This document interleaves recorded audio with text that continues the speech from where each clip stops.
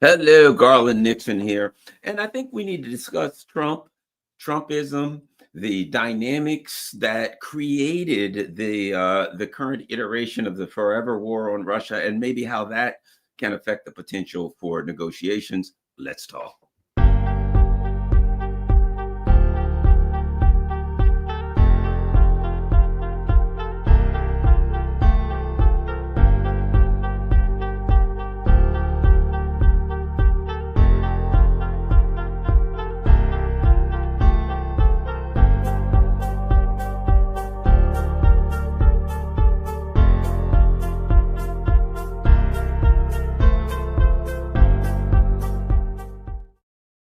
Hello, Garland here, and a couple of people were in the chat saying, "Hey, what's taking Garland so long? He's supposed to start at 10:45, whatever the hell, 11:45." But I had somebody banging on the damn door. They were looking to deliver something at, of course, the wrong house. So whatever the case, here I am. Let's go. I think one of the things that what's discussed often is the potential for a deal. I got to turn my phone off. Those who are regular viewers of this channel know. Some say that my videos haven't started until the phone rings, so that's not going to happen this time. I'm going to handle that. All right.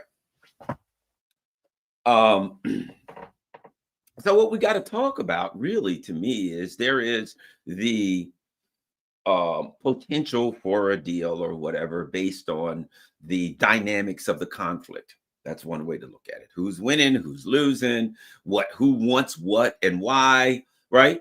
Who wants to gain advantage and who doesn't want egg on their face, all valid. But I think you got to get to some foundational issues here to even understand, to set the table for a discussion. So let's try to do that. Let's try to set the table for a discussion on the potential for some kind of a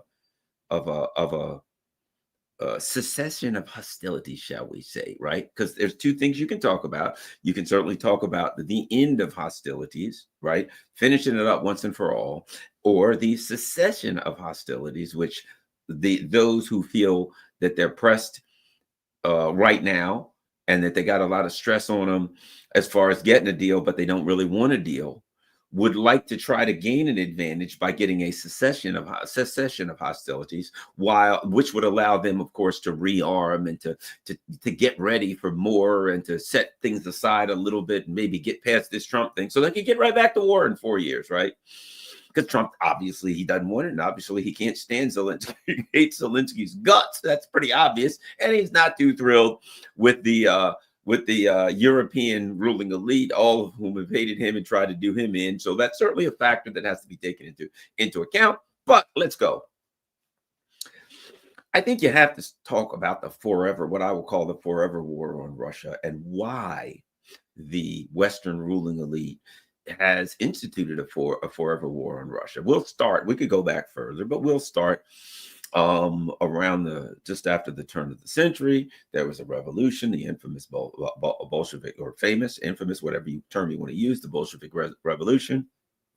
And shortly after, a number of Western countries tried to attack Russia and to overturn the revolution. And in my opinion, any way you want to see it, it's up to you. Ideologically, good, bad, or indifferent, but it certainly appears to me, I would throw this out as my evaluation. You can say whatever you want to. My evaluation is that a bunch of peasants overthrew the ruling elite, and the ruling elite in Europe saw that it's not quite problematic, and they wanted to reverse that. I mean, to simplify it, right? It's like, hey, I tell you what it reminds me of.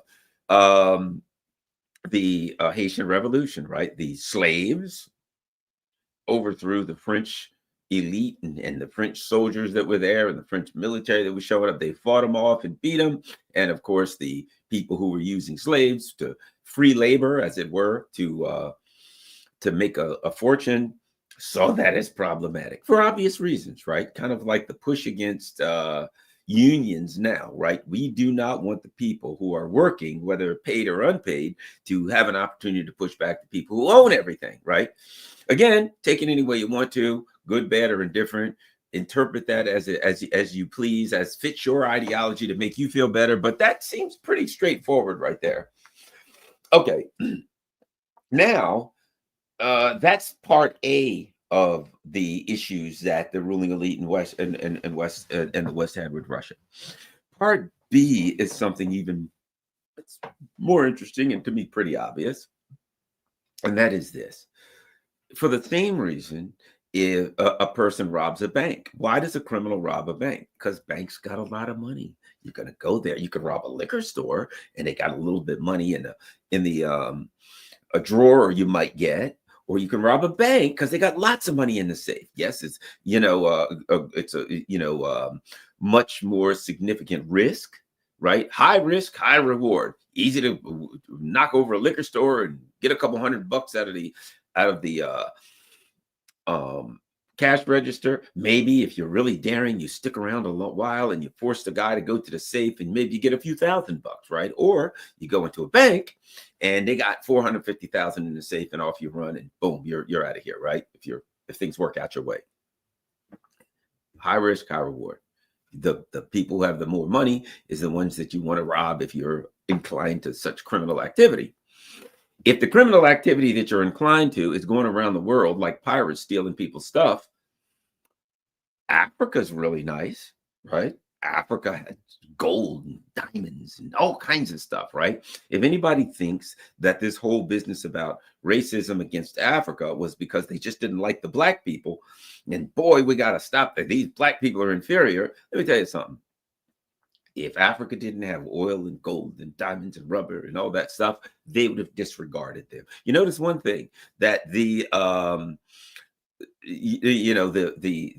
colonial countries, you never notice one thing, they didn't go to, like, I don't know, the Arctic and say, hey, these Eskimos, we got to enslave the Eskimos and we got to take their land, well, or ice as it were. Why is that? Because there was nothing there they really wanted at the time. Right. So they're like, hey, oh, it's cold as hell here. Yeah, Eskimos are fine. We're out of here. They weren't like, let's be racist against the Eskimos and turn them into slaves. Nah, they're like, it's cold as hell. I am out of here. And there's nothing I want. The whole thing in Africa was they got a lot of stuff and we got to come up with an excuse to take it. And oh, by the way, there's some free labor there too. Let's come up with an excuse to take the free labor, and they got rubber, they got gold, diamonds, all kinds of good stuff. We'll get it all. That's what it was about. That's what it was all about. Okay.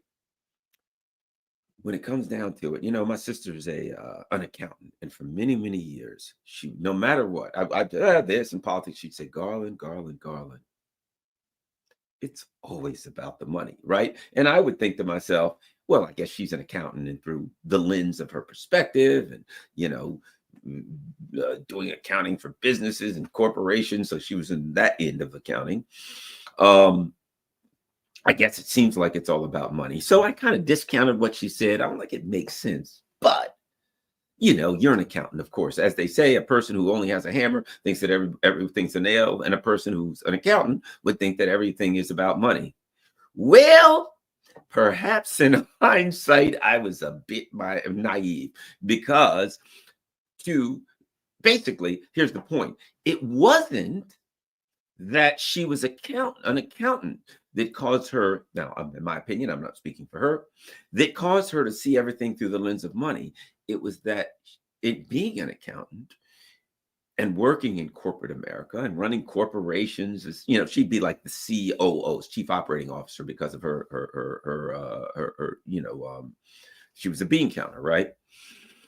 It was that in dealing with those people, very rich people, very powerful people, she learned their culture. So it wasn't that she just counted money all the time and did that stuff and she thought it was about money. It was that she dealt with people who were powerful and corporate leaders and stuff like that. And she learned that their culture is all about money.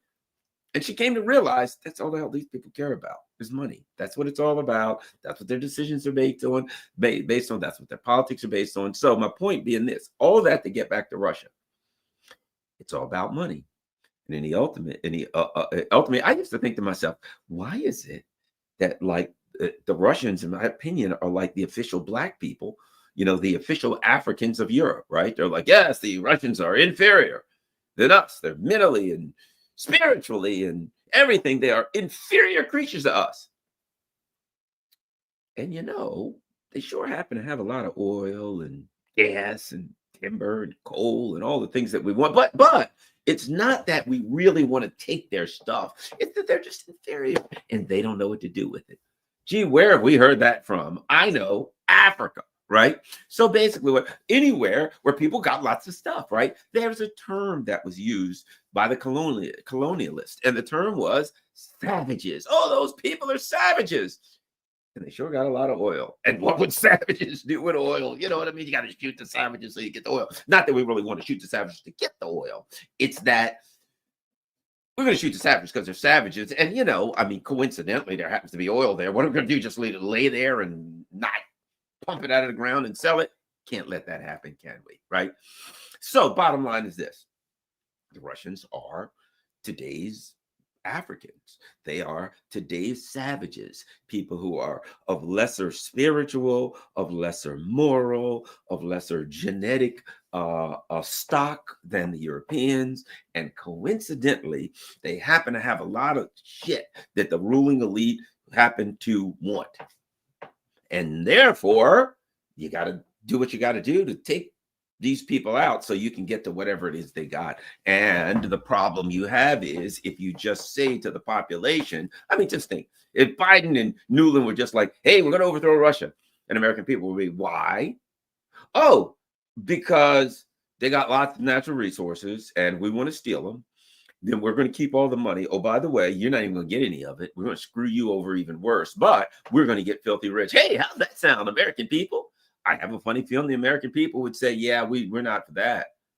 So you got to lie to them. You got to tell them Putin's evil, everything in the world, fill in the blank, dictator, murderer, killer, you name it, right? And set it all up. So ultimately, what's it come down to?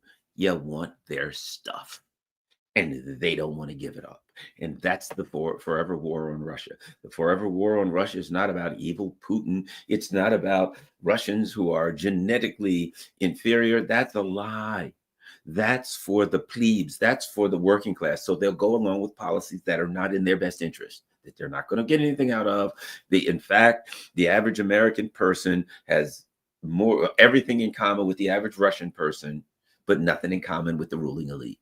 And they got to lie to you to get you aligned with their mission of stealing Russia. These people are thieves. They're pirates. America, Europe, you think you're on a ocean liner. You are on a pirate ship. You're on the Jolly Roger.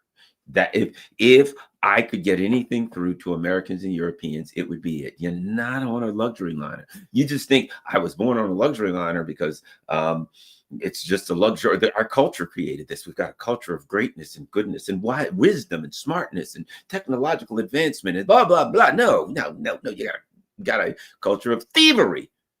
That's the ruling elite, not you. And see, that's what you got to separate it. I'm not saying you, Mr. Person from Norway or Mr. Schlump from Indiana. No, you're not. Your culture's not thievery. The ruling elite is a culture of thievery, and they got to drag you along so you'll die on a desert sandy beach somewhere and think you're defending, with a camouflage outfit on and think that you're defending democracy and your family gets a flag draped coffin. Oh, poor Carlin.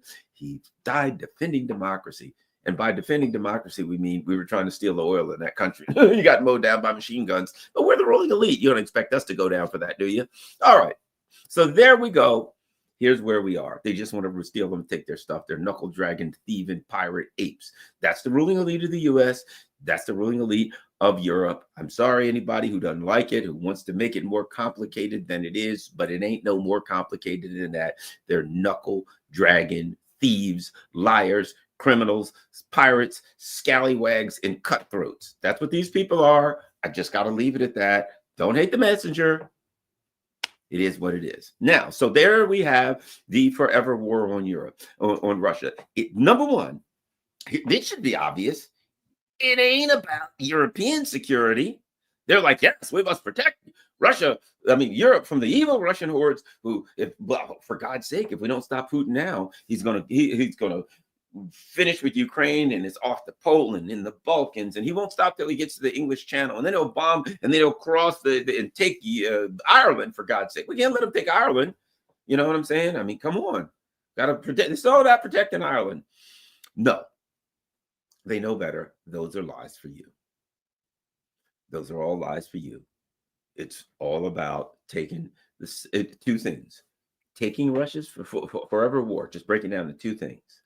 Taking Russia's stuff by any means necessary and lying to the working class, to the average schmuzzle. That's us. Schmuzzle. How about schlump? The average slump, so that we'll go along with policies that are not in our best interest. Our best interest is what? Think about it. If you're in Germany, what's in your best interest? Shaking hands with the Russians, getting some nice cheap energy, keeping your house warm, having a good job at BASF or Volkswagen or wherever the hell, and all is well. Sorry, pal. The ruling elite ain't for that, because number one, you'll be doing okay. And they don't want you to do okay. They want you to be screwed, blued, and tattooed, right?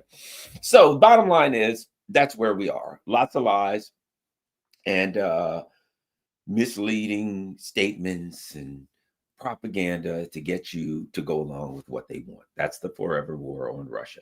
Don't overthink this thing. Just think about a person who wants to rob a bank, because this has a lot of stuff. Russia's the largest country in the world. It has 12 time zones. It only has 150 million people, which means the largest, biggest huge part of Russia. A lot of it's unexplored. So there's many, many trillions of dollars. It's probably, to be quite frank, the natural resources value of Russian stuff is uncountable, because so much of it hasn't been explored. I mean, they'll find oil here, but how many other dozen places could you probably find oil in Russia? They found gas here. There's probably other gas fields they'll find, other gold mines, all of this stuff. Russia's so big, they know that they will keep finding stuff as long as we're around to find stuff, right? It's like looking through a telescope. The more you look through a telescope, the more you'll find, right? And that's Russia. The more natural resources you look for, the more you'll find, and they know that, and they want it. Okay, so now we have, I think I've beaten the forever war on Russia to death. I think I beat it like hanging an old rug outside and beat it with a broom. That's what we've done with the forever war on Russia. It's actually simple. The ruling elite are afraid of the original example of revolution, and they're also concerned that there's more to it than that, right? A big part of it is they want their stuff. I've really oversimplified it. I could also get into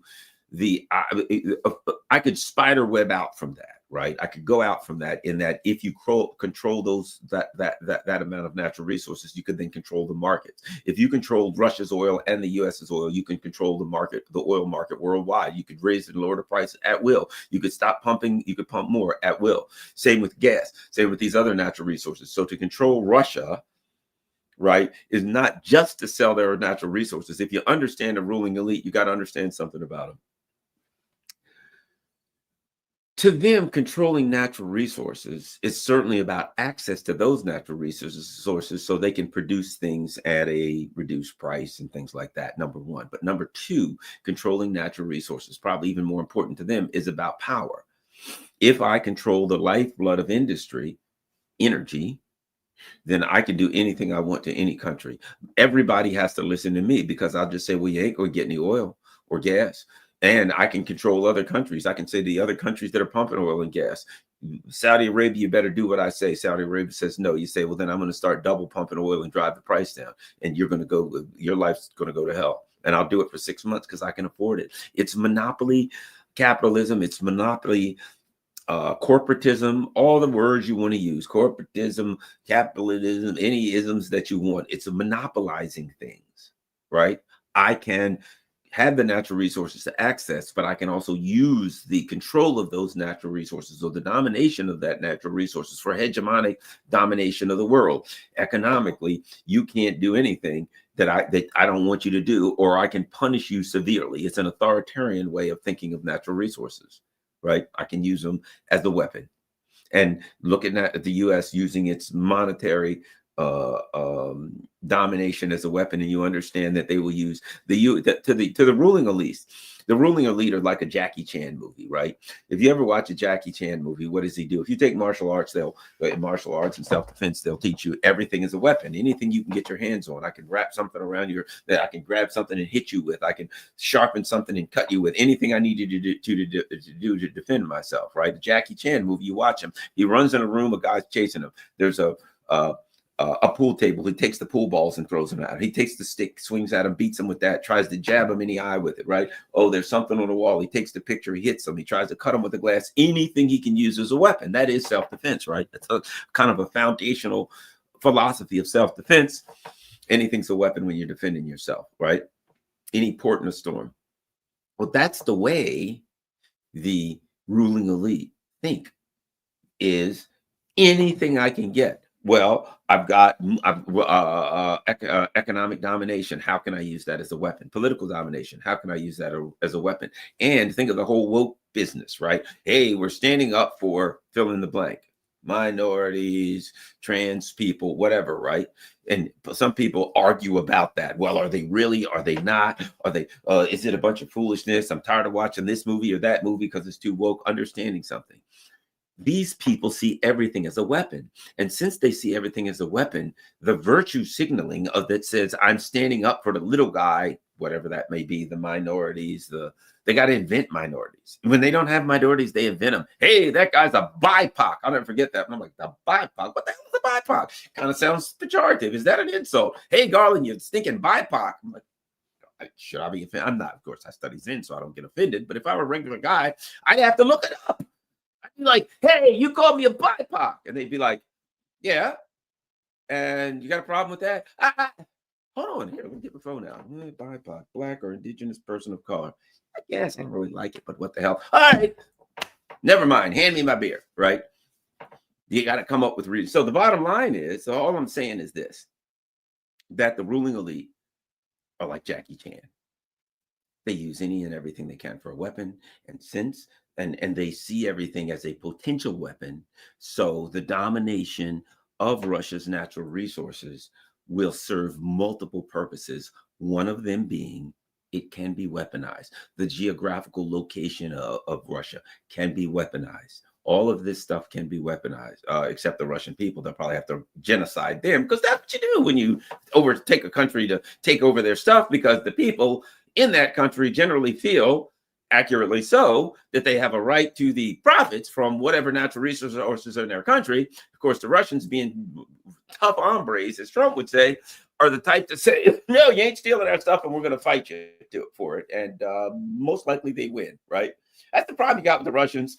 They don't mind fighting. And more often than not, they win, right? So as we are seeing now.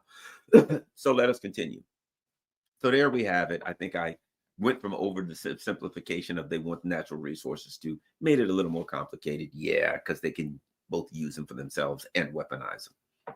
And weaponize everything to do with Russia. Everything to do with Russia, they would weaponize. And as Russia understands, well, except the Russian people, they'd be a problem. And if you ask the Palestinians, you ask the Vietnamese, and you go on, ask the Koreans, ask the Indonesians, need I go on and on? If you ask about the history of the ruling elite in the West, when you are a problem, they try to eliminate the problem, okay? And I think the Russians well understand what their fate would be were they to be left to the whims of the ruling elite in the West, and they ain't having it. Let us continue. And somebody said the class war has been going on for class war has been going for at least 7,000 years. Yeah, but we ain't got. I agree with you, but we ain't got 7,000 years. Okay, can you imagine how long this video would be if I started 7,000 years ago? You're right. I agree. Here's the thing about it. I could have started at any point in history.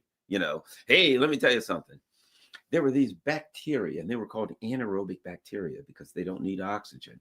And they started breeding. And what do you know? They created oxygen. And then there was oxygen all over the place. And oh, hell, look around. There was an atmosphere, and it was made of oxygen. And then other things started to appear. Now, sponges 600 million years ago are great because they reproduce through pop. No, I can't start 7,000. You're right, but you got to start somewhere. So I figured the Bolshevik Revolution as good as any because it'll make my point. So let us continue. Uh, um, Let us continue. Okay, so we got the fact that I think I've made it pretty clear, okay, that this ain't about February of 2022 when the Russians came across the border into eastern Ukraine, okay, into the Donbass region. This is not what it's about. And the ruling elite here would like you to believe it. This is not about the Russians posing a threat to the Europeans.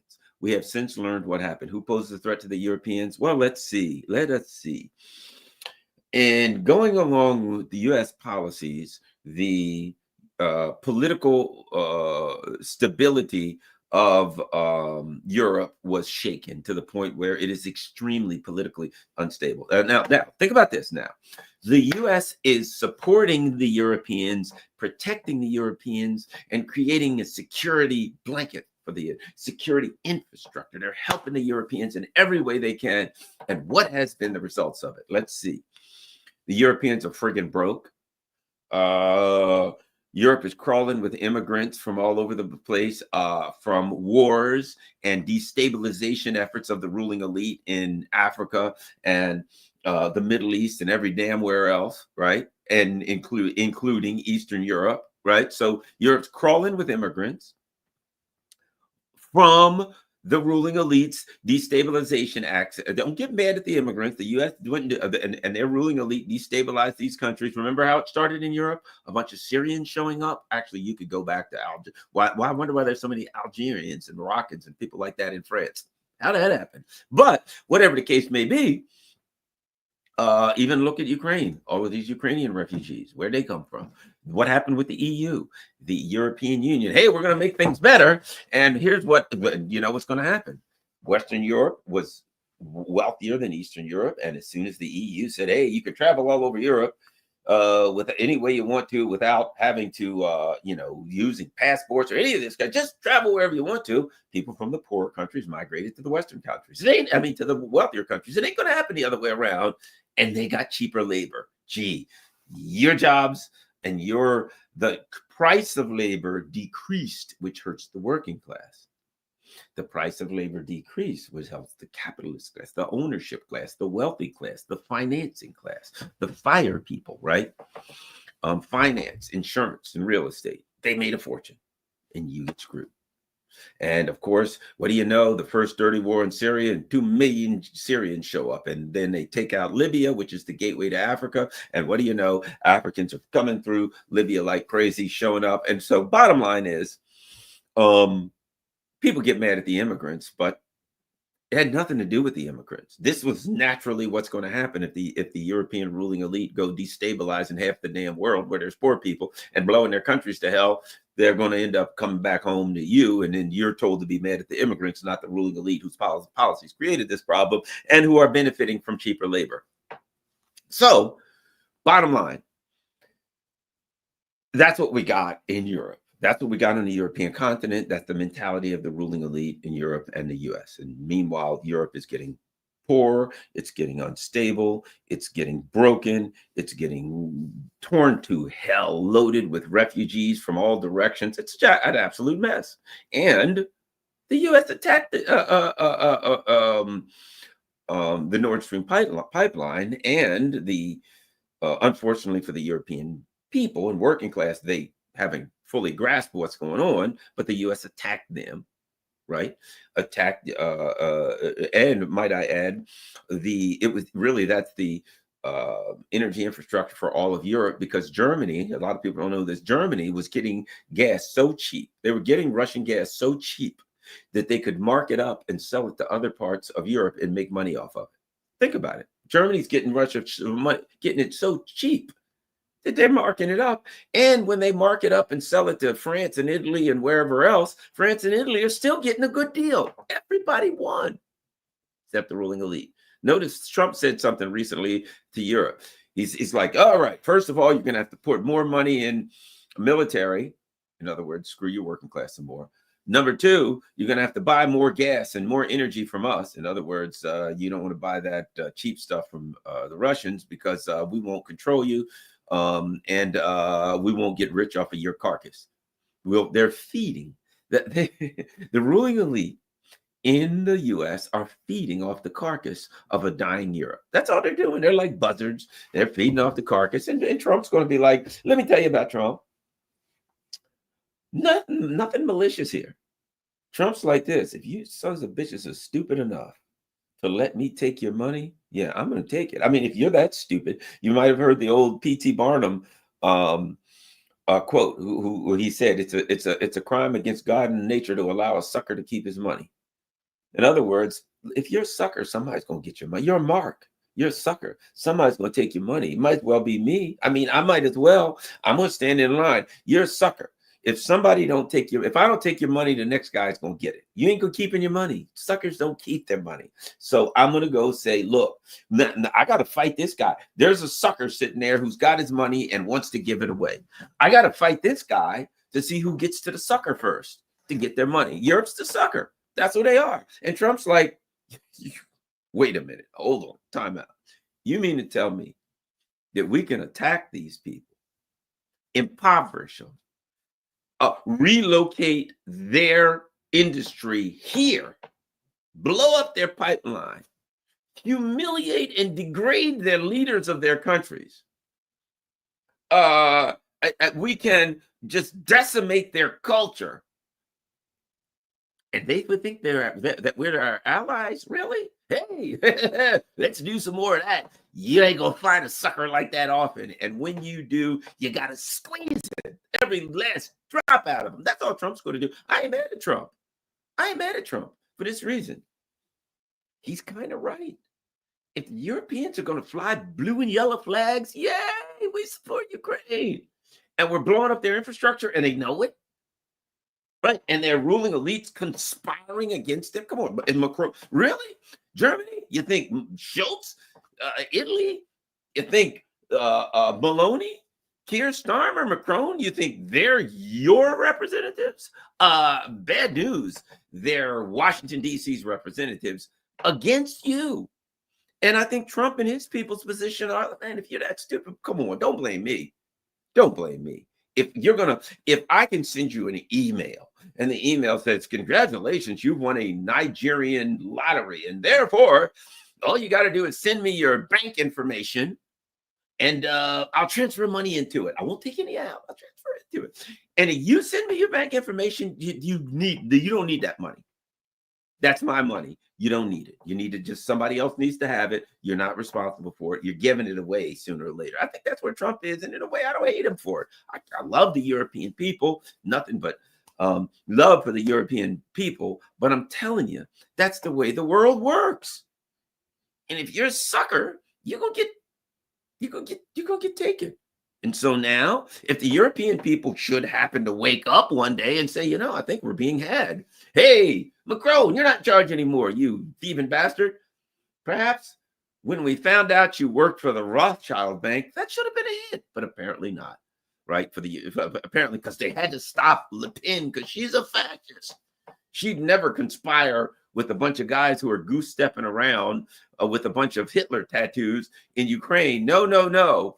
The person who conspires with the Azov battalion, they're the good guys. The person who tells you perhaps we shouldn't conspire with the Azov battalion, those are the real fascists who must be stopped. And by the way, any hope of a left in Europe has simply turned into Macron or Biden or something. And now they can say all of the things that the left ever loved, unions, healthcare for people, looking out for the little guy, being wary of corporations and anti-war, everything that used to define the left, nah, that ain't the left. Now the left is defined because we support trans rights. That's it. And you're like, well, wait a minute. You hate union? Sure. And you're pro-corporation? Absolutely. Pro-war? Yeah. Screw the little guy? Sure. Well, that ain't the left. Yes, it is. Why? Because we're for trans rights. They have redefined the left. And you will hear people say, they've gone too far left. And when you say, what do you mean? All this trans rights stuff. That's not definitive of the left. Yes, it is. It's not. That's all it is. They're for trans rights and girl boss movies with a diverse group of female superheroes. That's what makes them the left. It has nothing to do with working class values and looking out for the little guy and providing health care for people who are less fortunate. No. It's all about if you're for trans rights or something like that, they've just redefined the left out of existence. So they have these lunatic warmongering corporate hacks, and the whole system defines them as the left because it benefits the system to say that Joe Biden is the left. You can call anybody the left. You can call Ronald Reagan the left. All you have to do is redefine what you mean when you say left. So now we got Trump. Let's get to Trumpism. Okay. Based on my definition of the forever war on Russia, if you accept that definition, I'm not saying it's right, I'm saying it's my definition, but if you accept that definition, next you have to say to yourself, is Trump barking up the wrong tree, looking for a deal? Because Trump's people are talking about the issue of how much land Russia has taken and whether they get to keep the land, right? They want to talk about ceasefires. They want to talk about the future of Ukraine and NATO. Those are the kinds of things they're looking at. They want to talk about sanctions. As though, and keep in mind, when you talk about sanctions, the first part of my discussion is critical, because were the sanctions put there as a punishment, as a reaction to the special military operation, or were they teed up and ready to go so that once they got the special military operation going, they could then institute the sanctions. They're teed up and ready. Somebody said, stupid Garland, Russian is not interested. I'm not talking about whether Russia's interested right now. See, there's our guy. Good old rock boss. Russia's not interested. That's not part of the discussion right now, whether Russia's interested or not. So I think you missed the mark on that one, but thank you for watching. I'm talking about the other side of it, not whether Russia's interested. I'm talking about the motivations and the actions of the ruling elite in the West and how it will affect Trump's inclinations and or ability to negotiate a settlement, right? I'm saying he's trying to negotiate based, and this is what I'm talking about now. I'm into that. Trump's trying to negotiate based on the special military operation. Here's the land they got. Here's what's going on now. Here's what the Ukrainians want or don't want, blah, blah, blah. The truth is, Trump's problem is this. His conflict is not with the Ukrainians, and his conflict is not with the Russians. His conflict is with the ruling elite in the West, who have not been honest about why they're doing that. So if Trump's trying to address land in Ukraine, if he's trying to address the neutrality of Ukraine, what he's not addressing is the fact that the ruling elite, which he nominally represents, want to steal everything Russia has, and they're doing all this in a pack of lies so they can rob Russia blind and overthrow their country and genocide their people, which is what they always do. They overthrow countries and genocide people, and that's what they do to the Russians if they get away with it. But the Russians ain't going to let them get away with it. So Trump, if his people are smart, I don't know, maybe they are, has to understand that the deal he's making is not really with the Russians. Russians are pretty clear. And the Russians asks, as it were, their requirements for a deal is actually in the best interest of everybody. What are the Russians saying? Hey, we want to address the root causes of this, and we want a security deal for both ourselves and Russia that will make things good forever. So we can get along with the Europeans and we won't have to do that again. Well, that's in the best interest of the Russians and the Europeans and all of us, isn't it? And we want to reinstate some of these nuclear weapons treaties so we can make things safe. So the Russians are saying, we want to turn down the volume on this confrontation. We want to kill the Cold War, and we want to get along with the Europeans and go on about our business. We don't trust them anymore. They don't like us. So therefore, we don't trust them. Don't like, can't stand them. let them go on about their business, but let's just come up with a security deal where everybody lives comfortably and we can go on and sell our stuff elsewhere, and screw you guys, move on. You don't like us, who cares? That's where the Russians are. As clearly demonstrated by the U.S. attack on the Nord Stream, the issue of protection and security for the Europeans ain't exactly at the top of their list. They attacked the Europeans themselves. Hey, we got to protect you from the Russians. Why? They're going to attack you. And how are you going to protect me? We're going to attack you first. Kind of like you can find a lot of articles where a lot of these neocons said, yes, and if we get in a battle with China over Taiwan, then we'll have to blow up TSMC, Taiwan's major industry. The heart and soul of Taiwan's economy is TSMC, this gigantic chip making corporations, but we can't let the Chinese have it, so we'll have to blow it up ourselves. Gee. With friends like that, who needs enemies? Which just goes to show this is not about protecting Taiwan, not about protecting Russia. I mean, come on. I mean, Ukraine, now they're like, hey, Ukraine, you run out of people, aren't you? To die, yeah. How about going down to 18? And Ukraine is like, we don't want to do that. Shut up, yes, you are. Next, they'll keep dropping down to 8. Hey, that kid's old enough to hold a rattle. Look at him shaking that. He's got a lot of strength in his hand, shaking that little rattle around. How about we put a gun in it and send him to the front lines? And you're like, but he can't fire a gun. It doesn't matter. All he's going to get is blown to smithereens on the front lines anyway. We just want bodies there to catch Russian shrapnel. He's old enough to do that. Send them all. That's what these sociopaths and psychopaths here. They're like, hey, they're Ukrainians. They're expendable. That's kind of their job. This is a proxy war. The job of Ukrainians is to die for whatever we tell them to die for. And let's get these Ukrainians out there a-dying, because that's their job in a proxy war. And they're slacking on the job, right? Okay. So Trump actually said there's too many people dying out here. I don't like that. You remember Lindsey Graham? Yay, Russians are dying. Woo-hoo-hoo. And it didn't cost us a dime, which implies something. It's costing somebody something, isn't it? I mean, it isn't costing us any lives. It's costing Ukrainian lives. Yeah, really? Yeah. Lindsey Graham's like, find me somebody who cares. So they're like, Trump has literally said, we got to stop the carnage and they're dying. As the ruling elite in the U.S. like, yes, woo, lots of dying. Russians are dying. And Ukrainian lives are so insignificant that we don't even acknowledge that they're dying.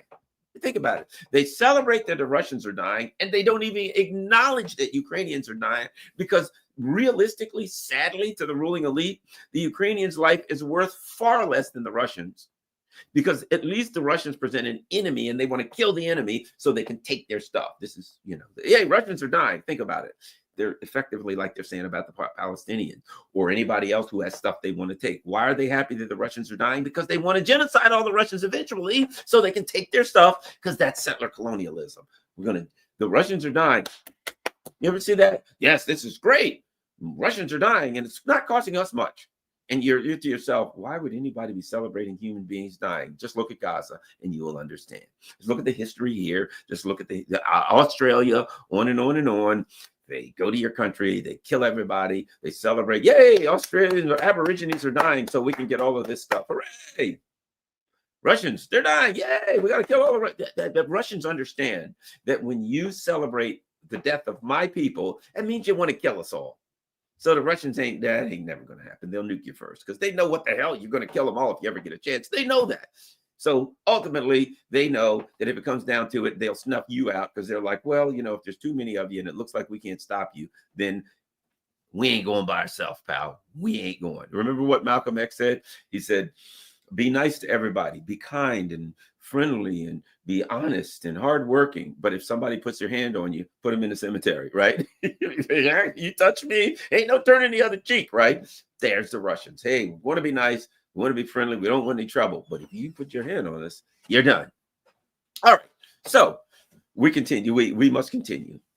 So what Trump is dealing with here now is he's got, even in his own circles, he got this guy Kellogg, right? So on one side, he's got a guy who apparently, based on what I've heard of Mr. Kellogg, he kind of goes along with the mainstream way of viewing things, right? The mainstream Americans. Yes, we've got to come out of this ahead. We want to get out of this, but we want to come out of this with no embarrassment. We don't want to look weaker, and we want to look like we negotiated a deal and we're strong and we got our deal. We got what we wanted. So Kellogg is kind of, I'll put it like this. Within the neocon establishment, I think there is an element that wants out of Ukraine so they can focus on Asia or the Middle East or other areas of war, right? So there's there. I think Kellogg comes from there. Like, yeah, all right, I don't care. We can get out of Ukraine. It's been too much of a problem. Then we can go hassle China and the Middle East and wherever else they want to hassle people, probably Venezuela, you name it, right? But I think Trump's people, now, let me add this. He has another element in his camp. And to do that, all you need to do is read, and let me find it, RFK Jr., watch this. I think it's important for people to see it. And that is, I'm going to actually, give me a second. If I can find it. It's going to be hard to find it. They're going to hide it. I would have to go into my email. And I will, because I think it's important for people to see this, so you understand the competing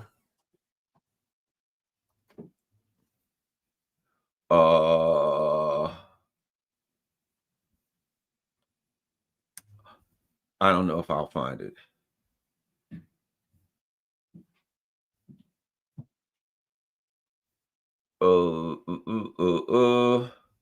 I can't find it. Maybe I can. Oh, here we go. Here we go. Let me show you. So you can see at least that in the Trump orbit, there are some people that know what the heck is going on, right? Let's go here. Boom. Here's there you go. So while you got the Kellogg types who are like, yeah, let's go along with this neocon stuff and we'll dominate Russia and get out of this looking good, you do have people who know what's going on. Look, negotiate with Moscow to end the Ukraine war and prevent nuclear devastation. And if you read this, right, and they say, at a time when American leaders should be focused on finding a diplomatic off-ramp to a war that never should have been allowed to take place, the Biden administration is instead pursuing a policy that Russia says it will interpret as an act of war, right? So they kind of know what's going on. The hawks in the Biden administration seem to have forgotten that Russia is a nuclear power, right? And they even give the old JFK statement: nuclear powers must avert those confrontations, which brings an adversary to a choice of either a humiliating retreat or a nuclear war, right? They talk about the Russians have said, hey, man, if things go bad, we will use nukes to defend ourselves, right? They talk about, listen to this. Imagine if Russia were providing another country with missiles, training, and targeting information to strike deep into American territory. The U.S. would never tolerate it. We shouldn't expect Russia to either. And listen to this. They even say, and for what? To weaken Russia? To control Ukraine's minerals? No vital American interest is at stake. To risk nuclear conflict for the sake of neoconservative fantasy of global full spectrum dominance is madness. Now, this is Don Jr. and RFK Jr. Let me read this for you again. And for what? To weaken Russia. Right? So they understand they're trying to weaken Russia. To control Ukraine's minerals. Listen to this.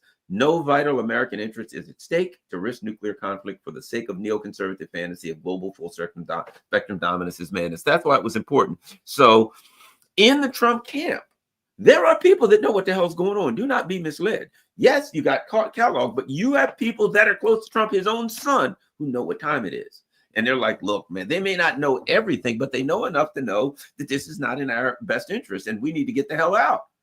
And that it's dangerous. And as they called it, a neoconservative fantasy of global full spectrum dominance, which they refer to as madness.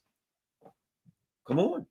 So my point is, don't be fooled into thinking that Trump is some naive idiot who has no clue what's going on. I don't think that's the case. I think Trump does understand people. See, the thing about Trump is this. People either overestimate him or underestimate him. They think he's playing 3D chess and he's the most brilliant strategist that ever lived, or they think he's a knuckle dragging idiot who can't find his behind in a well lit room, right? There are areas where Trump is quite strategically advanced, and there's areas where he's not so good, right? But let's not pigeonhole him into being this brilliant strategist or an idiot. He's got some people around him that are traditionalists, warmongers, neocons, and he's got some people around him that know what the hell is going on. So he's getting some good advice, and his son seems to be one of them. And RFK Jr., I don't know how close he is, and Tulsi Gabbard. These people understand the risk of nuclear war. So let's just first see if we even get Trump in office in January 20th. And I'm not saying that I'm a pro or positive Trump guy. I'm just trying to evaluate things. That's all I'm trying to do. So let's continue. Trumpism, which is important. So we got Trump and what's going on around him. Trumpism. It's a name for a very interesting phenomenon. And what I don't view it through the lens so much of ideology as I do of economics. If you look at what's happening with the people that are supporting Trump, right? They tend to be working class, working poor people. Conservatives, a lot of conservatives, but the wealthy conservatives, I think, are a lot of the what I call the clothespin voters. They hold their nose and vote for Trump. Maybe they're sick and tired of the woke stuff that pisses them off. There's cultural issues that burn them up. There's traditional conservatism, and there are people who are traditional conservatives. And any way you look at it, they may not completely agree with Trump, but they'd rather have a conservative than a liberal at this point. So there's any number of reasons why people support Trump. There's various reasons, but a big part of it is, if you look at it, there's an economic, basically an economic factor here where I think people who are not college educated and people who are blue collar are more likely to support Trump. If you look at the unions, what happened? The people in charge of the union supported Biden. The people that worked in the unions voted Trump, which you wouldn't think would be the case because traditionally conservatives are anti-union. But I think they looked at a number of things and they were just so sick and tired of the liberals and the outcome that they were getting from the liberals that they felt would be better off getting an outcome from anybody but these bastards. And Trump was saying some things that seemed, I'll put it like this: you couldn't make less sense. It was impossible to make less sense than Kamala Harris. Okay. So I think they looked at the governing record, the governance record of the neoliberal machine for the last 4 years. And they listened to the rhetoric of Trump. And to be quite frank, he has a body of work. They looked at the 4 years of Trump. And when people tried to scare him and said, Trump's a monster, he's going to eat you, they kind of responded by, I already had 4 years of Trump. And yeah, he mean tweets and he's kind of aggravating at times, but nothing real. Like, we weren't scared of being nuked for the most part under Trump. So nah, never mind. That ain't going to work, right? They're not as scared of Trump as the machine wanted them. So I think you've got, following Trump, you've got a working class group, probably working class dominated, who've become very anti-establishment in a way. If we talked about policy, sadly, a lot of Trump people are very pro-establishment in policy, but they don't know it. But they're sick and tired of being sick and tired, and they want something different, and they think Trump's going to be different. Whether he is or not, we shall see, right? In some ways, he may be. Certainly, I would say this: in some ways, he will be. In other ways, he will be part of the machine. He's a rich guy. That whole business about a blue-collar billionaire, yeah, in rhetoric. But in actions, I think he's going to be loyal to his economic class. He ain't going to be a class traitor, my friends. That he ain't. And you'll get the austerity monsters now who come in and say, we got to make cuts because we've spent too much with all these tax cuts for the rich and the billionaires and war. We've spent too much, so it's time to cut. And they're going to cut from the poor people. But at any rate, so you've got this interesting, not really an ideology behind Trump. I mean, here's the interesting thing about this. You got Tulsi Gabbard, who was a lifelong Democrat, who's now a Republican. You got RFK Jr., who's a lifelong Democrat. You got a lot of people in the Black community, lifelong Democrats, hated the Republicans, despised the Republicans, and now they're supporting Trump and they're Trump supporters. And they're like, yay, go ahead, Trump, do what you got to do, right? So you have a lot of people. Think about what happens to people in the Black community, in the Latino community, in some of the minority communities who got so sick and tired and angry at the liberals that they didn't vote for Trump because he was conservative. They vote for him because he wasn't a liberal, and because he said things like, we got to bring jobs back. Where the liberals are just like, if you say to the Biden administration or Kamala Harris, what do you think about jobs? Kamala Harris would say, we're going to have the most lethal military in the history of the world. We'll go out and run the world and blah, blah, blah. She wasn't talking to the working class. She was talking to her overlords, her owners, and her funders. And those are the only people that heard her, and it ain't enough of them for the vote you in. So we have the contradiction. Trump, there's a lot of contradictions in the Trump camp. And one of the great contradictions are there are a lot of people who want an alternative economic path than the neoliberal path that we're getting.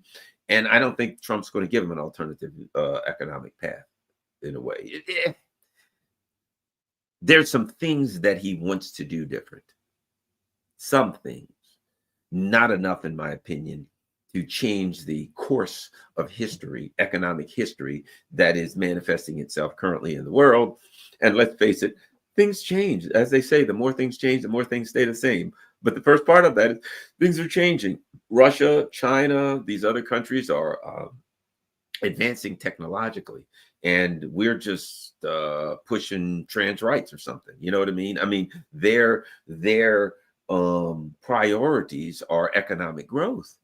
Their priorities are political and diplomatic outreach and stability. Stability, that's what they're looking for. That's what these other countries are. That's what international geopolitical strength comes from, a stable country. So they want to be economically stable. They want to be politically stable. They want to be militarily stable, able to defend themselves. They're looking for stability. The United States and its Western, quote, allies are creating chaos and instability, because that's what they operate in. So it's instability versus stability. Oddly enough, Get Smart, the old movie, right? Chaos versus control. And control was the good guys and chaos were the bad guys. But the US was control, and Germany or Russia, whoever, was chaos, right?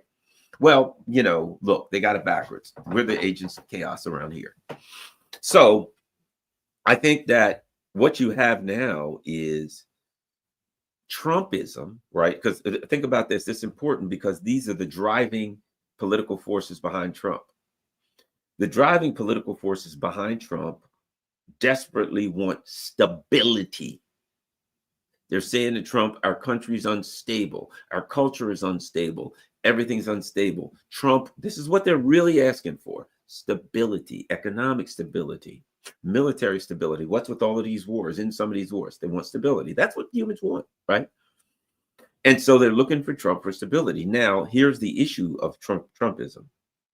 They expect Trump to deliver. There are those who believe that it doesn't matter what Trump does, that they love Trump. Then the liberal pundit class would argue Trump's in now. He can do anything he wants, and his supporters will support him no matter what. I don't believe that. I believe they're looking at Trump and they're saying, okay, Trump, we got you. We're behind you. But the first thing you said was you're going to get rid of these wars. And that's a big deal to them. And the Trump people understand the Ukraine war. What's interesting is a lot of the Trump people understand the history there, the dynamics. A lot of them understand it really, really well. Surprisingly, if you talk to them, and when you start talking to them about China and the Middle East, you could have a problem. But the Ukrainian conflict, they understand a lot of them quite well.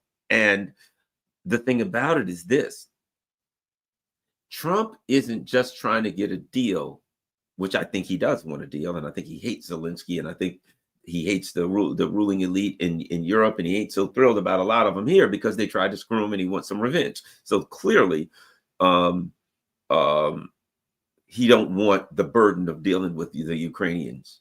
He doesn't want that burden, and he doesn't trust them because he knows they'll just as soon knife him in the back as they would look at him. He doesn't want to deal with this. But here's the deal.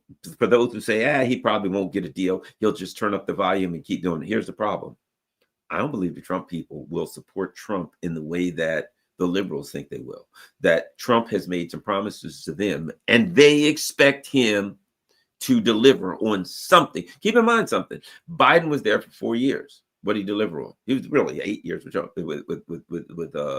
Obama, but he doesn't have to eat that because he wasn't the boss. 4 years. What have the Democrats delivered? Zilcho. They promised everything. We're going to give you a free community college, right? And a lot of working class and working poor people said, that'll be great because I can't afford to send my kids to college. It's too expensive. So free community college, great. I can get my kids a degree. Woo-hoo-hoo. And they can take all kinds of, right? They got nothing. Hey, I'm going to do something about student loans. right? He made all of these promises and he did zero, and they abandoned him, right? Now what you've got is Trump is coming in and he's made some promises, and a lot of people don't believe this. I do believe this. If Trump does not come through, there'll be his numbers will tumble. Like I said, a lot of the people that voted for Trump, a lot of black people that are, especially a lot of black males, what do you get, like 24% or something? A lot of black males who don't normally vote for Republicans voted for Trump for numerous reasons. But look, they ain't on board no matter what.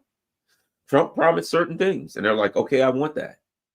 If he doesn't, they're going to be off the bandwagon. A lot of people, Trump won in a blowout because a lot of people that don't normally vote for him voted for him.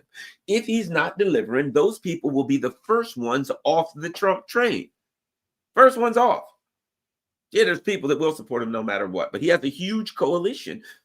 People who like Tulsi, people who like RFK Jr., people who have been lifelong Democrats, people who are tired of both parties and are libertarians, or I know people who are socialists. They voted for Trump. They don't agree with his policies, economics or what have you, but they felt that he was by far the better option and that he would end the war in Ukraine and they wouldn't get nuked. And he has a lot of Trump, and I think Trump understands this. Trump has a lot of has a monkey on his back, and that monkey's Ukraine. He needs to get it off his back. And he's got people in his sphere who understand it. We've, as I said, in looking at the Don Jr. and the RFK Jr. Op-ed, and he's got a lot of people who didn't ever support Republicans or him, who's supporting him now, and he's going to be expected to come through. Whether he can or not, we shall see. In order for Trump to come through, he's going to have to buck that system. He's going to have to say, I'll do a deal, and what's going to, but he's, and this is the last thing I'll stay with. He has an advantage, and the advantage is that the American people overall prefer peace over war, as all people always do, right? So when it comes down to the conflict, and Trump is saying there's going to be a conflict here, because at some point there's going to be a deal on the table, and it's going to be take it or leave it. And if you don't leave it, if you leave it, then the war continues, and we haven't gotten anywhere, right? And remember, Trump promised to end it right away. It's going to get this stop. Bob, believe you me, there's a lot of work going on right now, because you got a lot of people in Europe that want it over, a lot of people in the world that want this over. So there's other people who are fighting on behalf of Trump, maybe not even technically on behalf of him, but not even working with him. He might even not even know about it, but they're fighting to make this happen. There's a lot of people in this world that are doing that because they're concerned. But it ain't going to be easy. But I do believe that the pressure is heavy on Trump, and his fight, I'll end by saying this, his fight is not going to be with the Russians, somewhat with the Ukrainians, but they got no power, and everybody there is viable. Everybody there is for sale. So I think that can be done. All of them. All you got to do is buy out people. And Trump might have to denazify Ukraine himself to get a deal, because you can't bargain with Nazis. But my point being that the deal that Trump is going to get is going to have to deal with the forever war on Russia. That in order to get this, what Russia wants, Russia understands that there's a forever war on Russia. And what Russia is looking at now is this forever war that was sizzling beneath the surface has metastasized into an all-out attack on Russia. An all-out war on Russia, full economic war. Russia, think about it. Getting rid of the sanctions or any other sanctions means you're going backwards, means you're turning down off the spigot on this. You know, they've gotten it into a full all-out war on Russia, diplomatic, economic, you name it, right? Military. Any sphere that this decreases in, right, will hurt the overall goal of a war, will deter, will slow up the overall forever war on Russia. Russia wants to end. Russia's saying we got to get to the root. Wasn't Russia saying we got to get to the root cause? What does that mean? It means they understand that the root cause is the forever war on Russia to genocide the people and take their stuff, and they ain't having it. They understand the game. And what they're saying is this: Trump You got to end the forever war on Russia. That's what we want. There's a forever war on us. And we got to, and recently Trump said there's a war on the Russian world. You know, I don't know what the term, I forgot what the term he said, but President Putin said something to the effect of there's a worldwide war on everything Russian. And that was the statement. I understand there's a forever war on Russia. Yes, I understand that the Nazi neocons have, in London particularly and in DC particularly, have finally got to declare their all-out forever full spectrum war on Russia. And what we're looking to do is end it. And I think Trump would just as soon end it because there's nothing in it for him or his people or his group. So that's what we're up against. It's not, don't just get caught up in the idiosyncrasies of Krinky and Petrovsk and which town has fallen. These things are important because they're setting the table. What I think what Russia's doing. These are important because what Russia's doing is it's saying, look, January 20th, we understand that the neocons are going to go bananas and we're just trying to get everybody there alive, right? But January 20th, we have to have a context on the field of battle that has to be to our advantage. And it has to be pressing and it has to do this. It has to press the Ukrainians. They want to motivate the Ukrainians so that when Trump says, let's do a deal, that the Ukrainians are like, well, we're getting our ass kicked on the field and everything's falling apart. Our troops are running for their lives. I guess we better get a deal. And I think that's one of the things the Russians are doing. They're stomping the crap out of Ukraine. They're going to put the pressure, lean heavy on them going up to January 20th. So by the time we get to January 20th, they're going to be motivated a little bit more than they are for a deal. And then the Russians can work on ending the forever war on Russia. And I'll say this, look, again, you know, Trump's ideology does not in any way align with my view of the world, but I'll say this. If Trump's able to end the conflict with Russia, it will be masterful and it will be powerful and it will be a historical feat because there's only one way to do that, and that's to end the forever war on Russia. And that's what he'd have to do. And it's possible to do it. But man, he's going to have to, in order to do that, he's going to have to start a forever war with the neocons. And let me add this. To do that may do one last thing. To do that may, in fact, mean that the neocon movement bites the dust. But we shall see. Thanks a lot, everybody. I got to run. Got a whole bunch of things going on. You know, I got to be on George Galloway today at 2:20, and I got to be prepped for that. But I'm doing some other stuff. So, do me a favor, if you can afford, whether it's Patreon or buy me a coffee or Cash App, whatever, if you can afford to donate to the channel, it's highly appreciated. If you can share this on all your social media platforms, that's also highly appreciated. Thanks a lot, everybody. Have a wonderful day, and thanks for spending another hour with me. Share this on X and everywhere and all that stuff. Have a great day. I'm out.